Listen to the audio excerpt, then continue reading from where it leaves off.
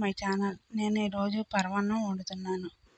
దానికి కావాల్సినవి పాలు, పంచదార, బెల్లం, యాలకుల పొడి, బియ్యం చింపేసుకొని పొయ్యి మీద పెట్టుకోవాలి.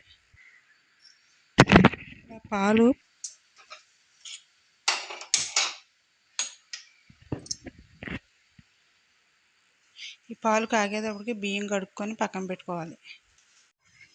ఇప్పుడు బియ్యం వేసేసుకుంటున్నా. రెడీ అయిపోయింది. ఇది దింపేసుకొని దీంట్లోనే పంచదార, బెల్లం సిరప్ కింద చేసుకోవాలి.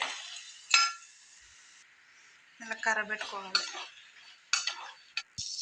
పొయ్యి మీద నెయ్యి పెట్టి జీడిపప్పు కిస్మిస్ వేసేసుకోవాలి.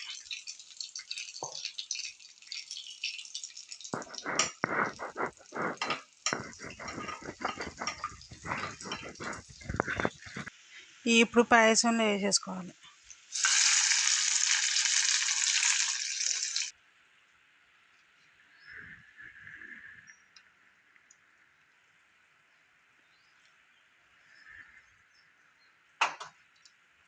దీంట్లో కొద్దిగా యాలకుల పొడి కూడా వేసుకోవాలి. పోయింది. ఈ ఒక బౌల్లో తీసేసుకోవాలి.